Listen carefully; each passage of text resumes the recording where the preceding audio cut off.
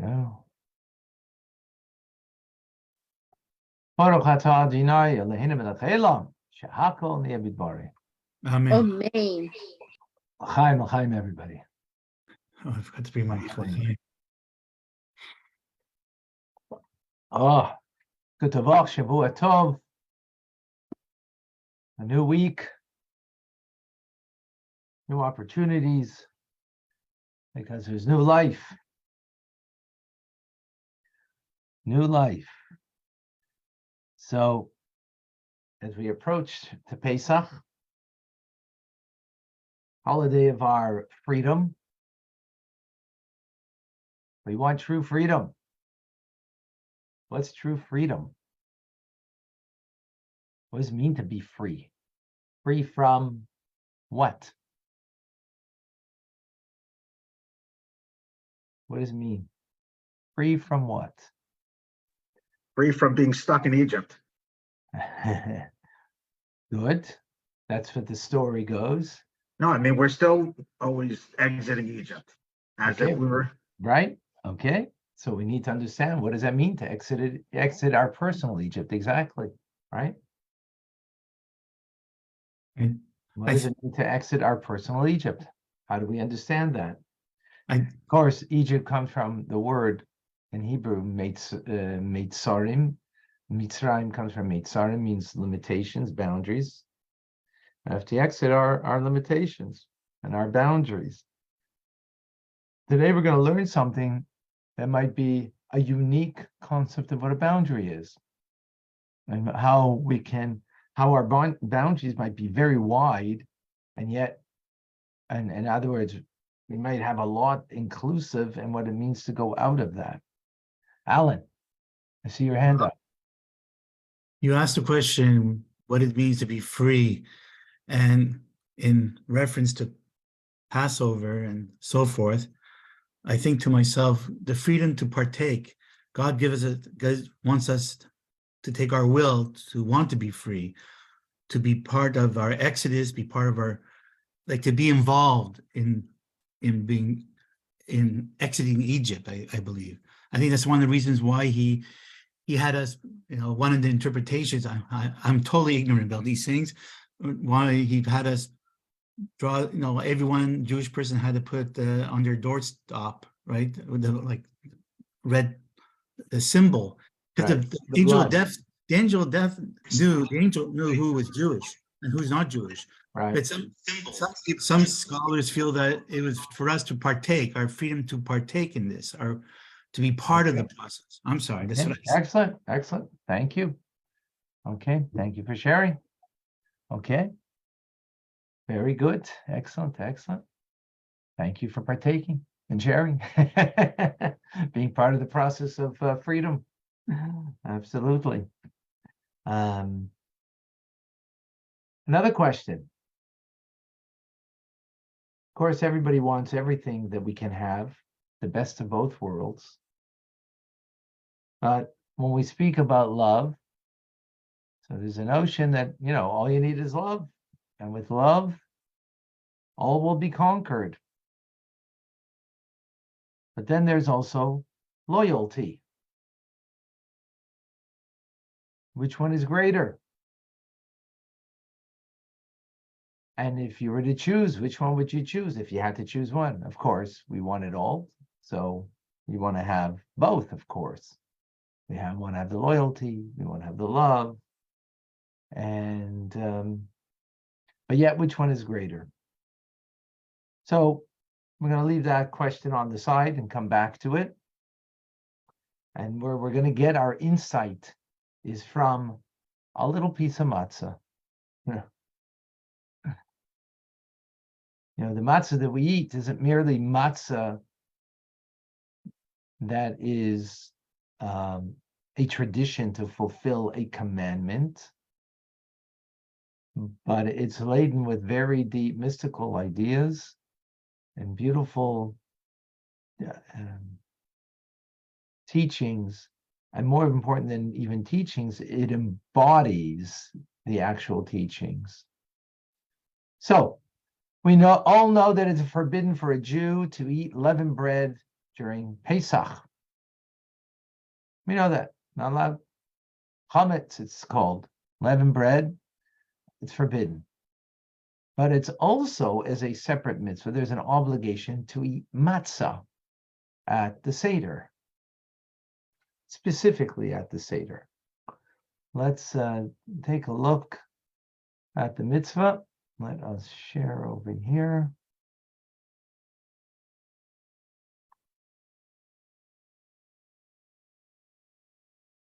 Let's see if I get this right.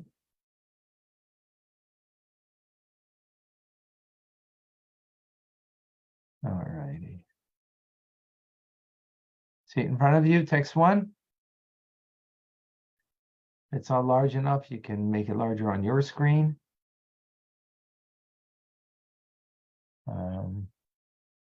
Still haven't figured out how to make it larger on my screen.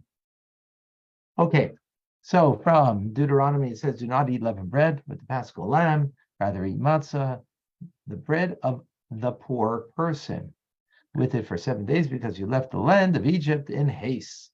This will help you remember the day you left the land of Egypt, all the days of your life. So we know that we must eat matzah, but what exactly is matzah? How do we define it? Right? The text calls it the bread of a poor person. Well, what is bread of a poor person? So, as I'm sure we'll all know, there are two primary and only ingredients that go into matzah, and that is flour and liquid. So what kind of flour, what kind of liquid makes it into a poor man's bread? So, the first part of the text says, do not eat leavened bread. But this tells us two things. The matzah may not be leavened, okay, that we get, meaning it cannot be fermented. But it also means that matzah must be made from something that's capable of fermenting.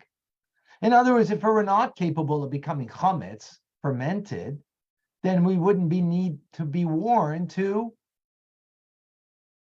not eat unleavened bread. I'm told, just eat this kind, the one that hasn't the capacity to rise. As the Talmud tells us, the verse states, do not eat leavened bread with the Paschal lamb, rather eat matzah, the bread of affliction. By juxtaposing the prohibition of eating leaven with the obligation to eat matzah, the Torah tells us that the matzah must be capable of leavening, though we must prevent the leavening. This excludes pseudo grains such as rice, millet, and the like. They can only come to a state of decay, but not to a state of leavening, even if water is added. So rice dough can rise, but it cannot ferment. So the Torah the Torah doesn't prohibit these flours, only flours that will ferment. Rice millet doesn't ferment. It results in a decay, not to fermentation. Now, so technically we could eat rice on Pesach, but Ashkenazi custom is that rabbinically we don't eat rice and other things that are similar to it, or because of the way things were used back in the past, and it became a decree not to, right? We don't. But that's only rabbinic, not biblical. And it's Ashkenazi custom and not all Sephardic custom. All right? Okay, thank you. Okay. So what do we have over here? It needs to be something that has the capability of being fermented, and we have to swiftly bake it in order that it shouldn't become fermented. So our sages tell us there are 5 such grains: wheat, barley, spelt, rye, and oats. Okay? So good. Now we know what type of grain matzah needs to be made from.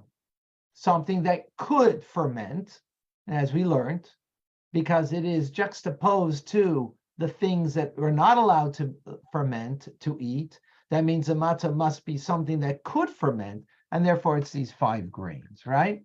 But what kind of liquid do we use? So the poor person's bread, what's the definition of a poor person's bread? So the Talmud tells us. What do the words poor person's bread imply? It excludes dough that is kneaded with wine, oil, or honey. A wealthy individual can afford to mix their flour with fruit juice. But for the poor individual, that's too lavish. The poor person can barely afford the dough with water. So the Torah calls it lechem oni, poor man's bread. The Torah is telling us that the matzah dough may only be mixed with water. Again, why? Because if you mixed it with pure fruit juice, that would be a rich man's bread. But the Torah tells us, no, a poor man's bread, therefore it is only with water. Now, of course, the question is why? Why is it fruit juice makes it unfit for matzah? Well, very simple, because that's what God says in the Torah. That's his will. His will is that it needs to be a poor man's bread, and that's what he wants. That's what he gets. So we make matzah out of flour, as we explained, because flour of the 5 grains, rather, something that could become chametz, fermented, but we stop the process from becoming fermented. And it cannot be a rich man's delicacy, which would mean something fruit juice or the like. So it means a poor man's, because the verse says clearly a poor man's bread. So therefore it can only be water. So God says. Now, that being said, of course, we always try to understand what's behind it. Why is it as such? What is the deeper understanding behind this lechem oni, this poor man's bread? And especially we need to understand, why would God say such a thing? When, what are we celebrating? Our freedom. What an oxymoron. We're celebrating freedom and we get to eat a poor man's portion. Bread and water. I mean, grain and water, rather. It would seem like, hey, we're free. We should celebrate with the rich man way. As a matter of fact, we have to recline on our left side when we eat matzah for the mitzvah. When we drink the 4 cups of wine, we have to recline. Why do we recline? Because that's the way of kings. And we're kings. We're free. We're free, but yet we're eating such a matzah. The poor man's matzah. How do we understand that? Humility. That doesn't explain it. It's what you're saying is correct, but it doesn't explain the incongruence with how we're celebrating the holiday. Right? We're reclining on our left side eating that matzah. So, if we're like a king, so like give me matzah that's fit for the king. Right?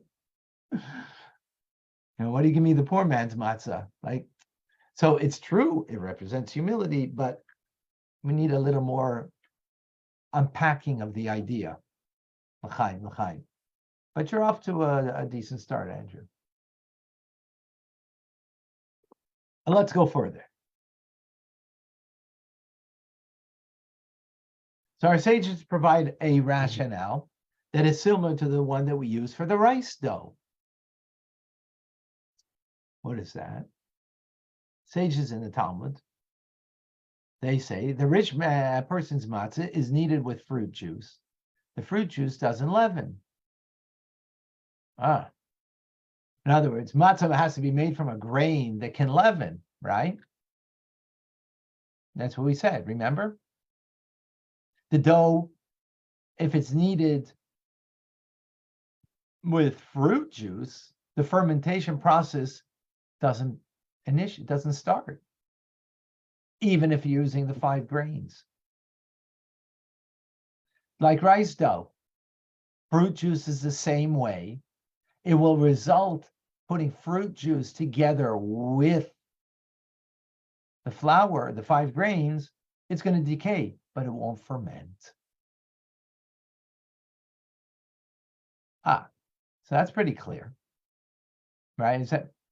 I hope that's clear at least. Yeah, everybody, we got thumbs up, clear? Good. So let's summarize. Matzah is made from bread, from dough that has the capacity to ferment. But it's baked in a manner that it could ferment, but we stop its process, that it should in fact not ferment and therefore become chametz.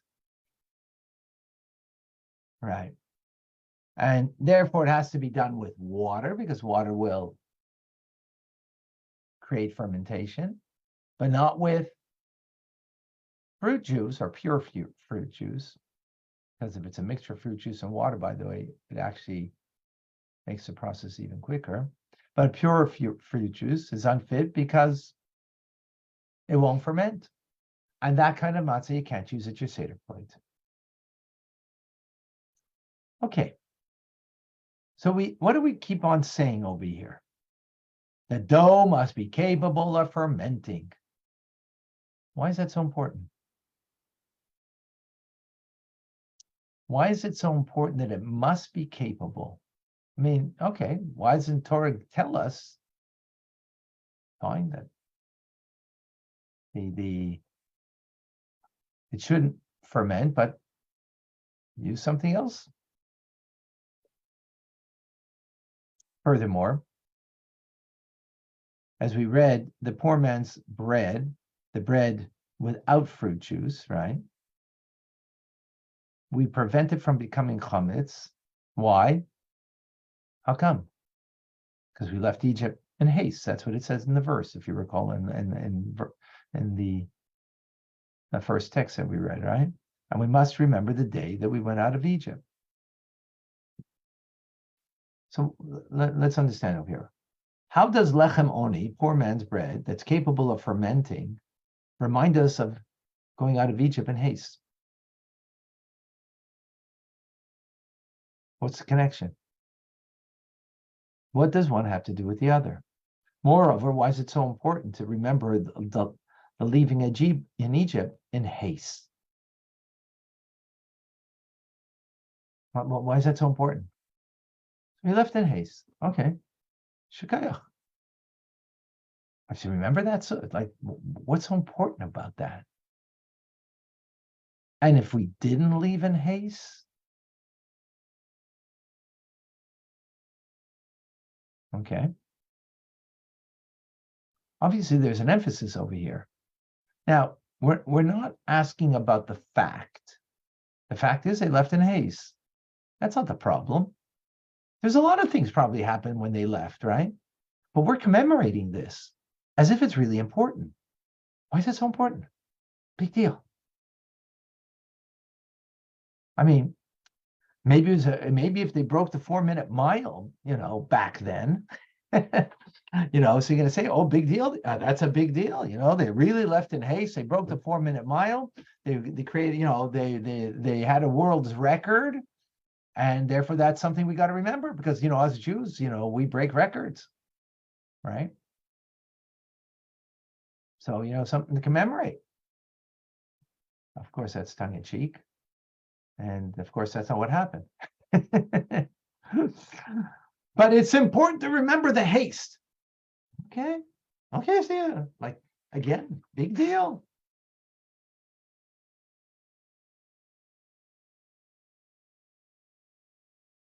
And we make a big deal out of it. We have to eat such a matzah that was capable of becoming chametz, and it didn't become chametz because we were in haste, we left.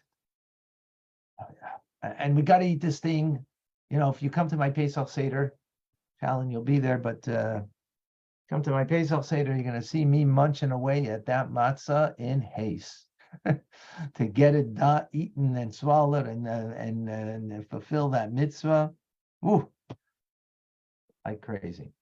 If it's a question to understand, then a question. If it's otherwise, we'll wait for anything else. Is it a lack of clarity in something? Then maybe an answer to why in haste. Maybe because, like you said, the matzah represents a poor man's bread, for example. And why in haste? God wanted us. God wanted us to leave without. The more time spent there, the more time we will collect our valuables and this and that. He wanted us to just partake, to leave without thinking about what possessions we have, just to go forward, just like the poor man. Good. Okay, excellent. Sorry, the problem with the explanation is they took a lot of stuff with them. They asked the Egyptians for the gold and the silver, and they were laden with a lot of stuff. All right. So good. Tried. But they went with a lot. So actually, that makes the question even greater. They went and they went during the 9th plague, during the darkness. They went and found where the gold and silver is, and then they went and requested from their Egyptian neighbors that they should take that out with them, right? So they had the time for that, and they were, fully packed with supplies, and they had, right? But this had to be in haste, they had to leave in haste. That the bread didn't rise, that had to happen. Actually, thank you. You made the question even stronger. All right. So let's understand this. Let's go here beneath the halachic surface. We've just dealt with the halachic,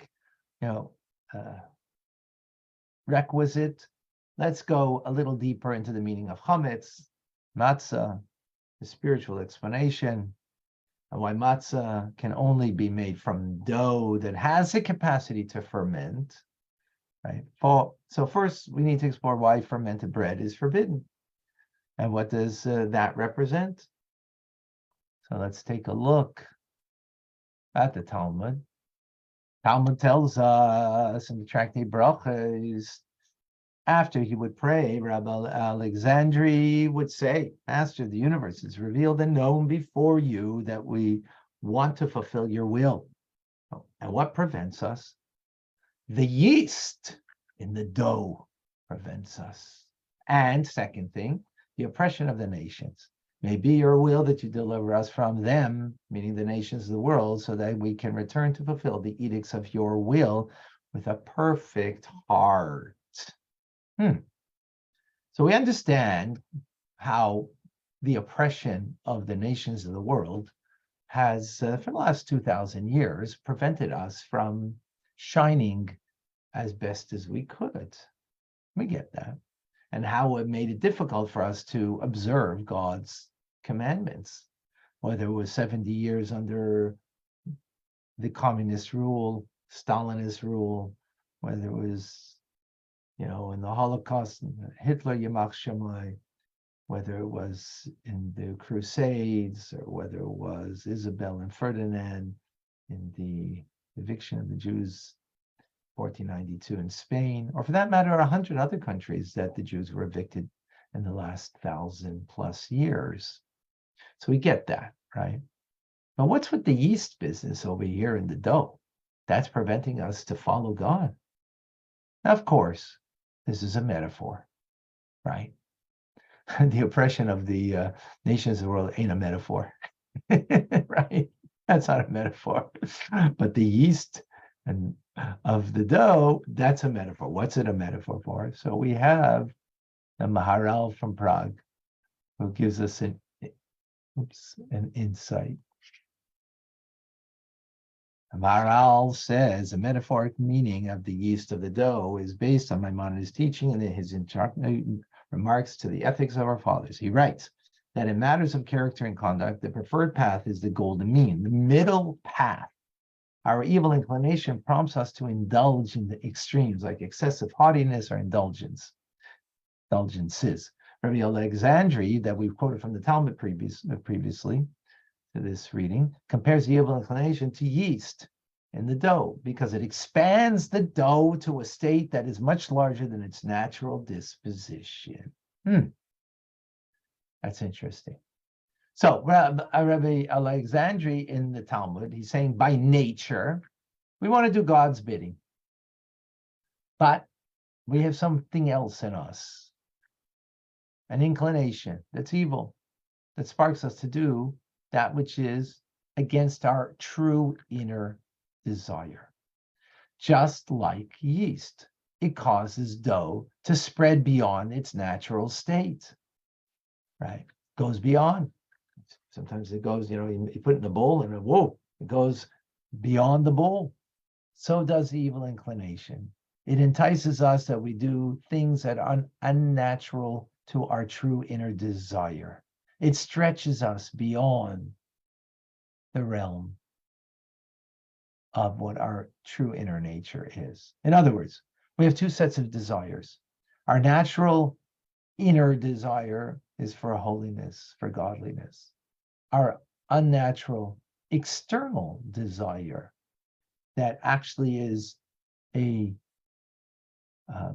spirit of folly that enters us is sparks the evil inclination that brings us a desire for something that is not holistic with us. As Rabbi J.B. Soloveitchik explains, says every Jew has two kinds of desires: the inner desire to fulfill every mitzvah and to avoid all sin. This is our natural desire, as Rabbi Alexandri said. It is revealed and known before you that we want to fulfill your will. That's what he said in the Talmud. And what prevents us? The yeast in the dough and the opposition of the nations. The extraneous desires that are influenced by the evil inclination, the oppression of the nations. It's extraneous to us. It's not the real me.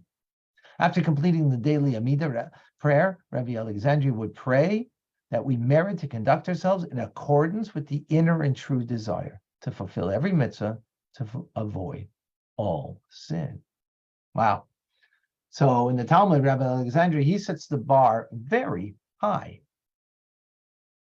We can overcome, he says, our outer desires or indulgences or self-absorbed pleasures and only be true to our true inner desire is to fulfill the will of God.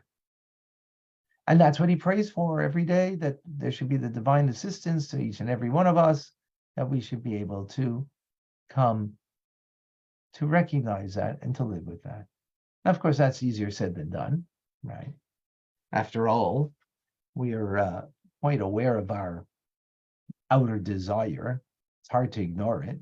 It's there all the time, trying to entice us to whether indulge in food, whether it's indulge in a conversation that's not a very productive one or a good one, or to indulge in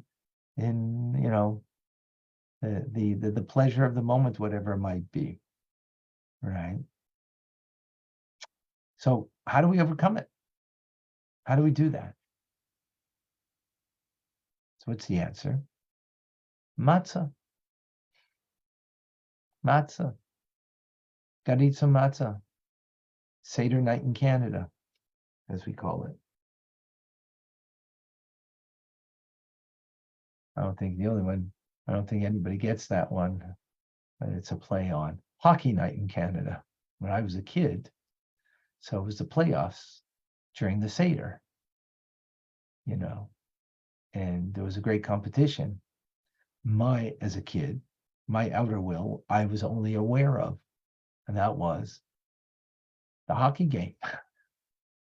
The inner will to sit at the Seder and to participate in the Seder,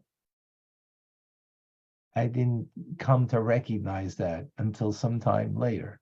And the truth is, kids don't recognize it because they're not aware of it yet. It's not blossomed by them. But how do we achieve it? How do we overcome? So the matzah. In the matzah, there's two types of matzah. There is the poor man's matzah and the rich man's matzah. Each one represents a different way on how to overcome the outer voice, the voice that's not the real me, but sounds often like it really is because we hear it very loud and clear. And how do we hear the inner voice of the real me more clearly? So the ordinary matzah that's made out of flour and water, that's bland and tasteless, right? Doesn't have, even though I enjoy it because the way it's baked is, but we eat it based on tradition. We eat it because it's a mitzvah. That's the ordinary poor man's bread. It's a mitzvah, so we do it. The luxury matzah that's made from fruit juice, it's flavorful. And what prompts us to eat it? Its delicious taste and the pleasure that it gives us. That's the metaphor of the matzah. What does that mean? And how we view our connection to God, how we view our connection to Torah and mitzvahs. So some people, they don't have a great passion for a mitzvah, right? They don't understand the greatness of the mitzvah, the beauty of the mitzvah. And it doesn't draw them. It's not what draws me, right? But they do it out of a sense of obligation, a loyalty to God, a loyalty to the tradition. It's our heritage. It's my God, so I do it. This is a Jew by discipline and by obedience. You got to just do it. Do what you got to do. Not because you're enamored with it, but because this is my God and I'm obedient to him. Then there are people who study. Not only do they study, they meditate upon it, and it leads them to feel in their hearts a love, a sense of awe, and they're very excited in the mitzvah. They observe it like a delicious piece of matzah. the rich man's, right, rich flavored matzah with great enjoyment. They love a mitzvah. They're exuberant in the mitzvah. They look forward to making the bracha lulav and esrog. They look forward to it. Not they just do it. They look forward to fasting on Yom Kippur. They look forward to putting on their tefillin. That's the rich man's matzah. So these two attitudes towards Yiddishkeit represent two ways on how we overcome the outer desire. The outer desire that comes from our evil inclination. Is that clear? Chaim. So let's start to unpack now the power of the ordinary matzah to overcome our external desires. What does that mean? Translating this idea. Says the Tzemach Tzedek, matzah represents self-discipline and abnegation because it doesn't inflate or rise. Rather, it is submissive and low-key. This represents the dissolution and the suppression of our outer desires. It is achieved by actively restraining an unfettered expansion of our ego-based desires and opting instead for humility, like you said, Andrew, the opposite of leavening and rising. Also, matzah is tasteless compared to leavened bread. These two concepts go hand in hand. Those who are humble are willing to submit to God, even if they don't understand and enjoy it. They rein in their inclinations and don't indulge in their passions. So if chametz represents the evil inclination, that drive for hedonism, greed, or ordinary matzah then represents discipline and obedience. It is the ability to turn away from self-indulgence. How? By the strength of our determination. We so desire, right? We are so loyal to God, right? It's the ability to declare without reservation that I refuse to indulge in my outer desire, that of the evil inclination. Why? Not because I'm enamored, not because I'm like in love, but because it's incompatible with God's wishes. And I want to be loyal to God. Isn't that we're told in the beginning of Vayikra this week? The idea that I think Rashi says that it's the idea of just the first sacrifice, not any particular one, that we're most important, that we're fulfilling the will of God, and then how you actually do the particular sacrifices. But the importance is the will of God to do the sacrifice. I think it tells us that in the beginning of Vayikra. Yeah, very good. Yes, parallel. There is a parallel there. Absolutely. Yeah. So what do we say? That you don't really understand, well enough, that you feel it, that you're motivated by the feelings that you have inside, but you're loyal. This is what God wants. This is what God gets. I'm not going to allow the outer voice to hamper me, to rein me in, and to oppose what he wants. Right? Now, the challenge with this approach is it's hard to white knuckle something for your whole life, right? In other words, there's a constant desire to indulge, and you're not allowing that indulgence to take place because you're going to remain loyal to the inner voice that you might not even hear so well, but you're hearing it in the sense that you are loyal, you're obedient, you follow what God needs and wants from you, right? So you're constantly in a battle, right? That's why we have another matzah, the luxury matzah, the rich man's matzah, the ones that's delicious. What does that mean? Just as fruit juice is flavorful and gives a delicious taste, so likewise, this represents a Jew who has vanquished the outer desire. And where does he find true pleasure now? In God, in the mitzvah. That's his pleasure. That's the rich man's bread, right? In other words, what he is on the inside is matched on the outside. The other individual is struggling. Can't say for sure that that's where his real pleasure, where he really enjoys.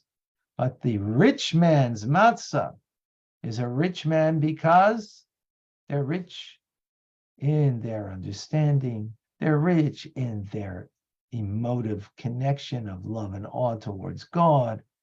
And that's what drives them. Right?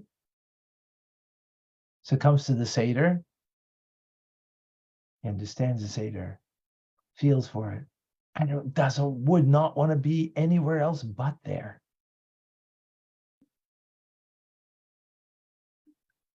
As opposed to the poor man's matzah, the poor man approach is that you're always struggling, just like a poor man struggles in life with livelihood and whatnot. So constantly struggling because there's always that outer voice that says, hey, La Canadian, they're in the, well, I don't know if they're going to I don't think they're in the playoffs or making it back in the day. Whatever, right? There's the playoffs going on, right? I'd rather be there, but, okay, I'll be obedient. The problem with that, of course, is it's easy to backslide, right? As the Rebbe says, that when you only have the poor man's approach. If you serve God only out of a loyalty, without understanding the reason and without deriving pleasure from it, and you will still enjoy worldly pleasures, you can possibly slip up and indulge in the negative behavior. It is only the power of discipline that keeps you in line. Not so when you serve God because you really understand and truly enjoy it. In this case, your mind and heart will prevent you from transgressing God's will. You have no desire for it. So if you are just there out of commitment, out of loyalty, that's a tough way to live. And you can easily slip up because there's a constant pressure from the negative side, from the evil inclination, to slip up. But if you serve God with love and you enjoy the mitzvah, you enjoy the service of God, well, slipping up is going to be much harder, right? So now we can understand why the ordinary matzah, has to leaven, and the luxury matzah cannot. Remember, leavening represents deriving pleasure from something that's in an ungodly way, right? So therefore, the ordinary matzah approach to serving God means that you could become chametz, you could become leavened bread, you could become the yeast that rises. And in other words, it's rising beyond you, as we had the metaphor before. We're susceptible to slipping up, right? And therefore we have to be obedient. Don't stop it before it becomes something. But not so not so when it comes to luxury matzah and their approach. So Rabbi says in this week's Sikha, one who serves God with the luxury matzah approach, with understanding and feeling, will not indulge in leavening and negativity, just like luxury matzah. Fruit juice matzah cannot ferment. It can't ferment. Not a problem. Right? Serving God with the ordinary matzah approach with discipline and loyalty allows for the possibility of leavening and negativity, just like ordinary matzah. Water and flour has the capacity to ferment. We therefore need to prevent the negativity by not allowing expansion, rising, and leavening through constant diligence, effort, and self-engagement. Wow. So this is the benefit of the luxury matzah, that way to approach the service of God. It's more secure. It's got long-term solution. Why? Because you've cultivated your inner self to be expressed on your outer self. And therefore, you're going to be secure in your divine service. That's why when it comes to the beginner is only the ordinary matzah. That's how you get started. So what we have here is a multi-tiered engagement. It begins with ordinary matzah approach, but it can't stop there. You must cultivate ultimately the luxury style matzah of service of God. So now we can answer our earlier question, why matzah at the Seder must be the capacity to leaven, but we have to prevent it from leavening. You see, when our ancestors left Egypt, they were still in the beginner's level. They weren't so secure in themselves. They weren't such a devoted nation yet. They had an evil inclination. They were, had inclination to ungodliness, as the Alter Rebbe teaches us in Tanya in chapter 31, something we recently learned. With respect to the exodus from Egypt, the Torah states that the nation fled. Right? We asked the question, well, big deal. So they ran out. Who cares? Big deal. Why is that important? It's really important. Why? On the surface, it's surprising. Why was fleeing necessary from Egypt? Was Pharaoh not compelled to let them go? I mean, he was letting them go, so they had to flee. But they weren't. Why was it there the need to flee? The answer is this. This is a spiritual escape because their inner integrity and purity was still strong within them. It did not cease until Torah was given at Mount Sinai. So our ancestors had to flee. Why? because they still had chametz in them. They had an inclination for evil. They weren't,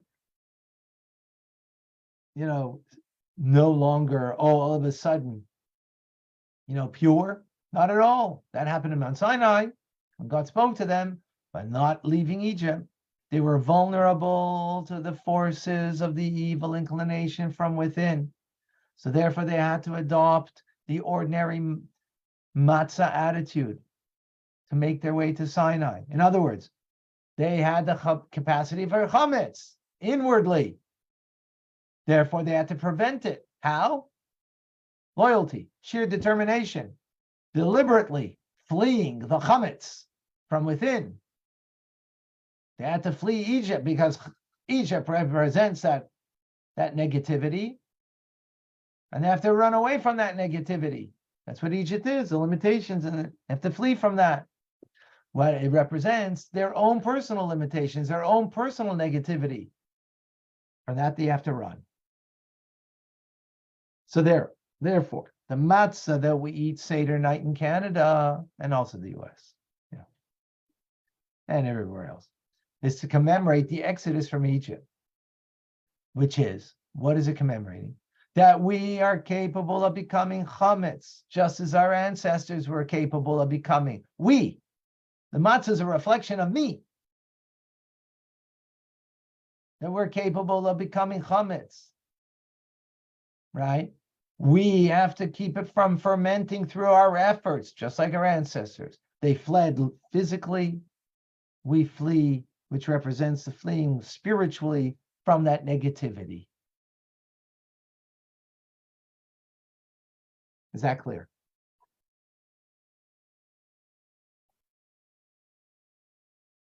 Now we can also make sense of the passage we read in text 1. The passage asserted that we must eat ordinary matzah because our ancestors fled from Egypt, and we have to remember this day.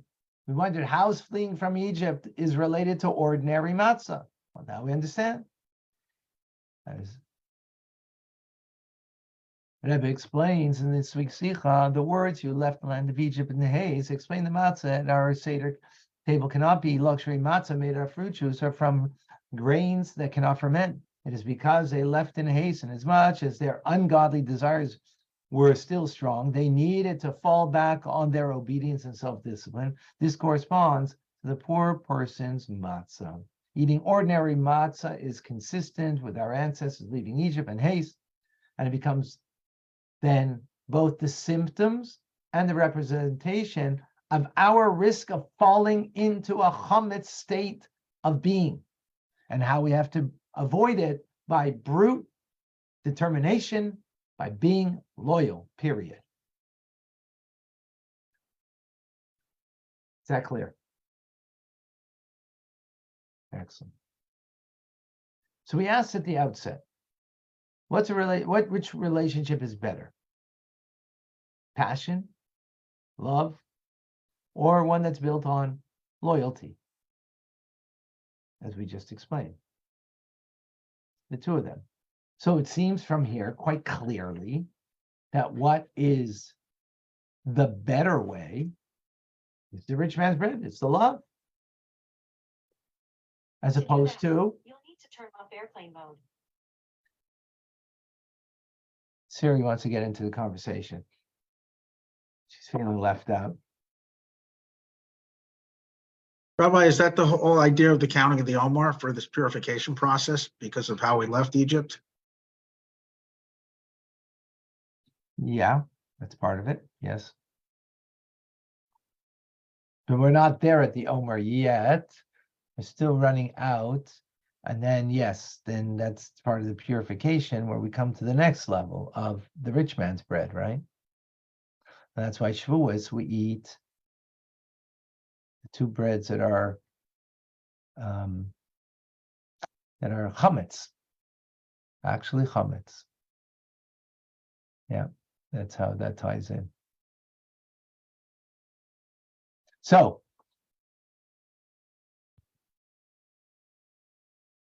as we explained, poor man's bread, meaning that you do it deliberately, choosing so, or out of sheer determination of loyalty, means you're not emotionally invested totally, right? It can be emotionally draining then to work this way. It's easy to slip. So of course, the luxury matzah is the goal.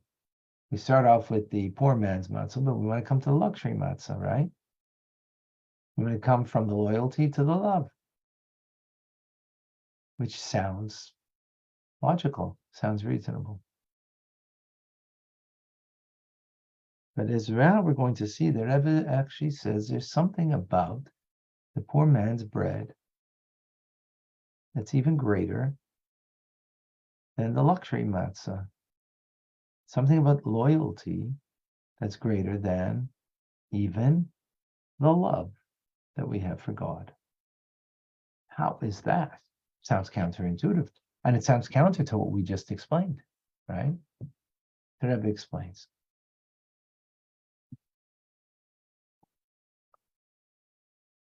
There is something very special and unique about the first level, the poor man's bread, ordinary matzah, poor man's bread, that is unique and special and even greater than the rich man's bread. The Alter Rebbe says, Torah, there is an element of loyal, disciplined Jew that is better than those who have transformed their desires. Although disciplined Jews have yet to transform their desires, they have set themselves and their interests completely aside. So let's understand this luxury matzah, this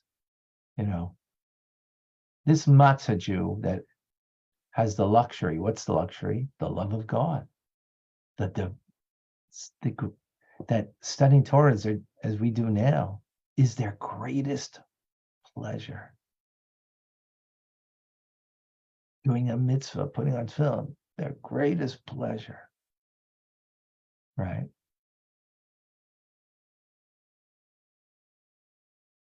But because it's based on it's their greatest pleasure, it's their love, they have no need to set themselves aside because they're enjoying and doing what they want. This is what they want. It's almost like they can't escape themselves. I can't escape my love to do this. In a certain sense, it's almost self-motivated interest. It's my personal happiness depends on serving God. In that sense, it's all about me. Loyalty Jews, the ordinary matzah Jew, right? It's not their instinctual, it's instinctual deep down, but it's not what what drives them, right? It's not what their greatest pleasure is. That's why it's a poor man's bread. But they remain connected to God only because they choose freely to give themselves over to God. In a sense, the luxury matzah Jew is kind of bound and restricted to their very love of God, their very love of the mitzvah. That's their self-interest. Now, that's a beautiful self-interest that everybody should have. But in the end, it is a self-interest. The loyal Jew, the ordinary matzah Jew, doesn't have that as their interest. So what do they have to do? They have to set their self-interest aside and deliberately, highly intentionally, choose to do it for God's sake.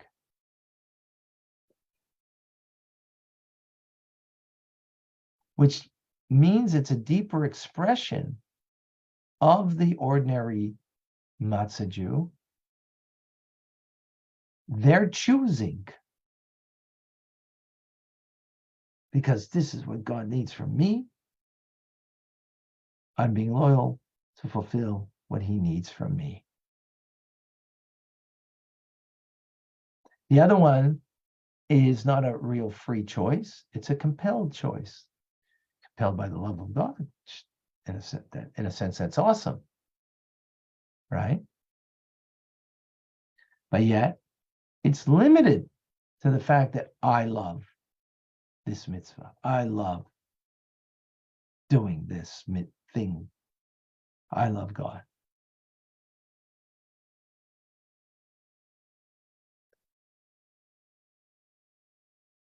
So the Maharal from Prague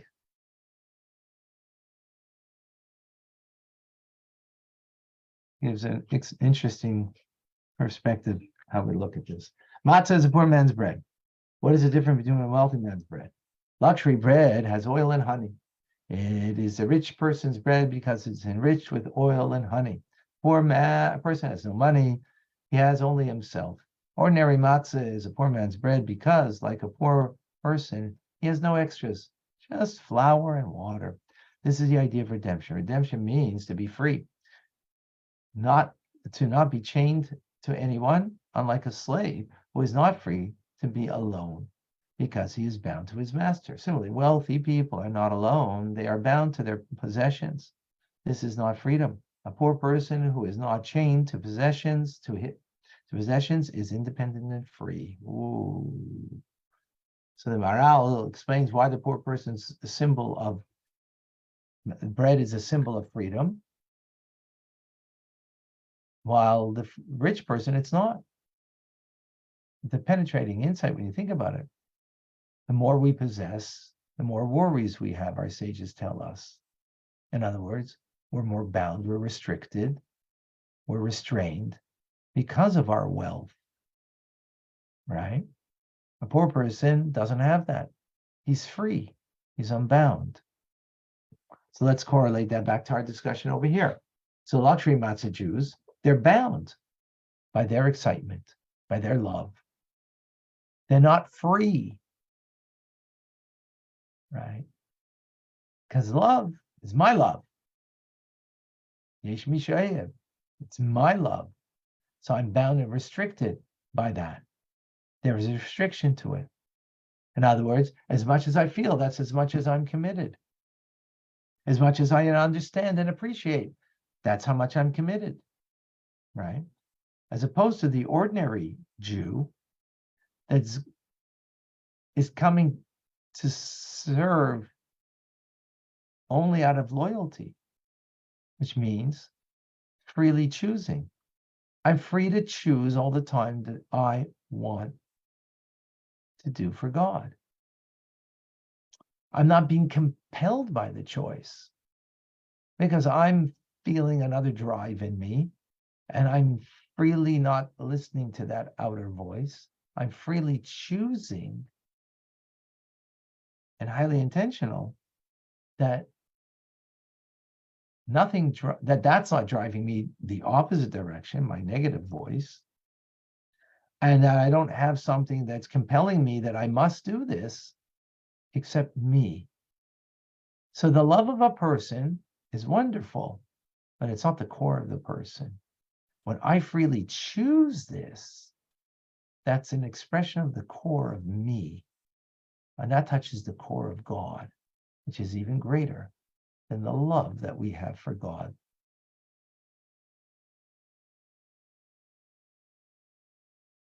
Much more powerful as a result.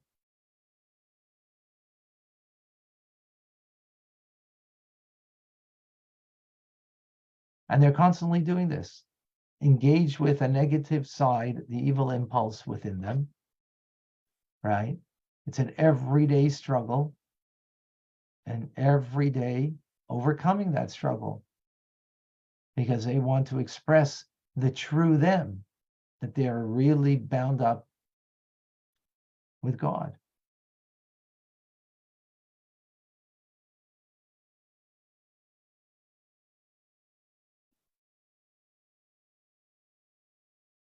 So with this now, we have a much deeper explanation of why at the Seder table, we have the ordinary matzah, the poor man's bread. And you might say, well, okay, that's how we began and that's how the Jews were. But like, hey, maybe at the end of the night, we should, graduate to the rich man's matzah. Right? Because that's how we learned earlier. Earlier, we learned that the ordinary matzah, as the Jews had to flee from Egypt, they had to flee from their own, being affected by being in Egypt, by the Egyptians, the Egypt and them, they had to run away from. And we explained that was a beginner's level. And then ultimately you come to, don't white knuckle it all the time, just at a determination to do what God wants of you. But, hey, you really want this. You love it. That's how we learned earlier, right?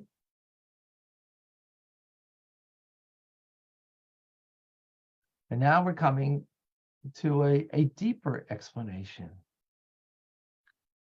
This is not the night of the luxury matzah. It's about the simple, unadorned faith and loyalty, the determination, the choosing that I choose. Why? Just because I want to be connected to Hashem. And I want to do what he needs from me. The love isn't compelling me.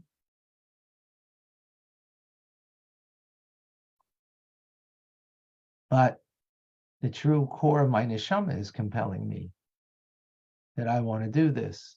I want to do this for you, God. When you're doing it out of the rich man's matzah with, right, the pleasure that you have. So maybe you're doing it for your own pleasure. Because it's your pleasure to do it. That's lofty, and we should, all have that. But there's something to be said that we do it because that's what God needs from me. That's what he wants from me. And even though I don't understand it fully, maybe I understand somewhat, and I don't fully feel it, regardless, I am it.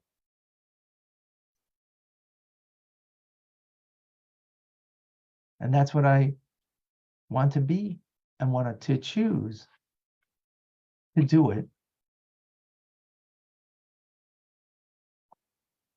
for God's sake.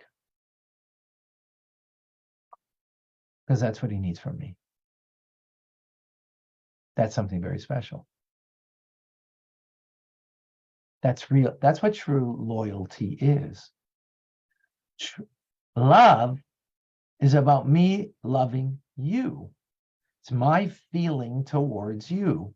And that's lofty. It compels me to do acts of loving kindness towards you. Loyalty is not about me.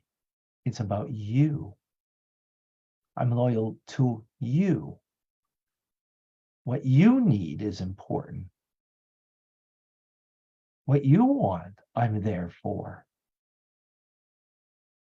Whatever it is, God, that you need.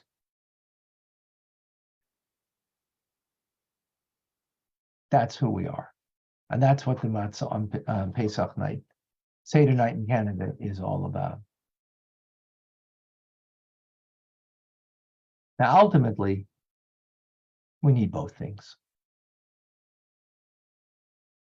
We need to have that love, but not to be limited by the love.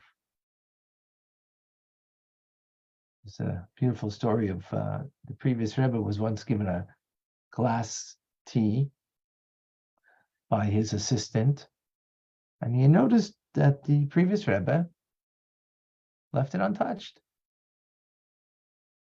So he asked Rebbe, why? So he said he wanted to practice iskafia. He wanted to practice loyalty, holding back, right? Determined not to, right, So the assistant asked, Rebbe, you don't require restraint. You're a Rebbe. Right? I want the water. So maybe I have to learn restraint and say, okay. Right? We all need to learn restraint. What God needs from me and not what I want to need. Right? So restraint. I need that, right? So he says, Rebbe, you don't require restraint. You've achieved perfection. He's a Rebbe. So Rebbe replied to him, they need restraint, meaning others need restraint. I desire it. What does that mean? He doesn't need restraint because he doesn't have restraint, right? He desired it because he wanted to have that quality too. Not because he needs it, because he wants it. I need restraint. The Rebbe doesn't need restraint, but he wants it for the sake of God. He didn't want to lose out on the purity of giving to God something that he is free to keep for himself. He wanted to give to God. And he chose as he wants. Not because he needs to, but he wants to have that value too. Which, again, in conclusion, is that we both want love and we want both loyalty, but the virtue of the matzah and the seder is the loyalty, not the love. Simple bread, a poor man's bread, that even when we don't understand and we don't feel like putting on our tefillin or concentrating on our prayers, or we don't feel like whatever other mitzvah that comes to hand, and we don't feel it, we just do it. But how do we just do it? With loyalty. What's loyalty? Loyalty means I'm there for you. God, what do you need? And even if you'll come to the time where you love it, you love learning and teaching Tanya. You love it. You won't miss a day. You love it so much. You have to come down to even a higher level. Loyalty. I'm there for you, God. I'm there for you. Everybody else, whatever I'm needed for, I'm there. L'chaim.